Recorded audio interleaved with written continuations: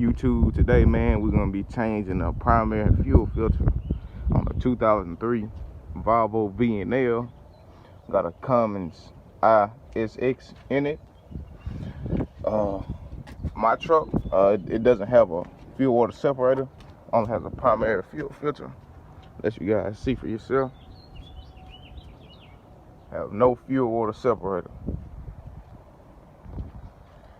Currently, I think they got the wrong fuel filter on there. It'll be alright. I'm gonna replace it and put a new one on.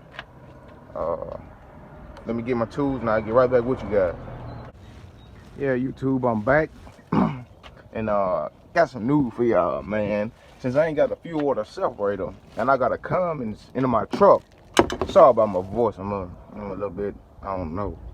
But shoot, since I got a Cummins in my truck, but I got a Volvo, I called Volvo and asked them for the primary fuel filter. You know what I'm saying? They saying that they can't get it. I have to ask Cummins. But when I call Cummins, Cummins would say that I had to ask Volvo. So basically, I just keep going back and forth. So right now, what they found is they told me the primary fuel filter I need is FF2200. But the fuel filter I have on is a totally different filter. It's way bigger around the top. So if I take that one off and I put this one on, this one will be absolutely too small. So what I'm gonna do is I'm gonna take off my whole primary fuel filter and I'm gonna go up there. I'm gonna run up there to Volvo and I'm just gonna match it up and come back and put it on, and then I'll get back with you guys. So right now, let me show you the tools you'll need. Got an oil filter wrench. I got a half inch ratchet. I got some diesel fuel. And that's all you'll need to do this job on the Cummins ISX. Your truck may be different. You might have a different procedure. You may change your fuel filter different, but this is the way I'm gonna do it. So I'll get back with you guys. Okay, YouTube, as y'all can see, what you're gonna do is you're gonna put your little oil filter wrench up on the bottom, and then it's a half-inch drive in there. And then shoot, I already turned it a little, but I just turned it to get the part number, the fuel filter number, so it'll be FS 1007. That's the primary fuel filter I need. So call Volvo.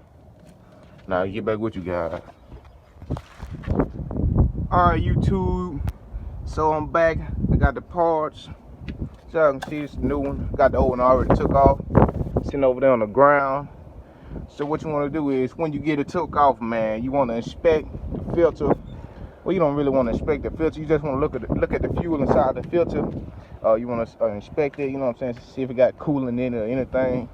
You know what I'm saying? It's a good way, just a good thing to keep an eye for.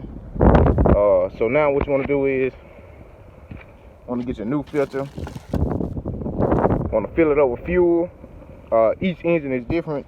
On most Detroits you have to gotta prime the fuel system, but I know for sure I did this a couple times on my engine.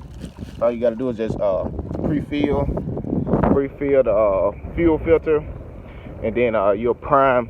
You socket the key. Well, after you put the filter on, you get ready to start it. You'll socket the key and let the electric fuel pump go, and it'll prime the fuel system automatically. That's if your system has the electric fuel pump. I'll demonstrate it. I'll demonstrate to you guys when I get to that point. So other than that, let's stop the talking. I'm gonna put the fuel in here, put it on, and we're gonna get to it. Okay, YouTube. Let's see how I'm gonna do this. Let me get my cameras. Okay, YouTube, as y'all can see, I got it filled with fuel.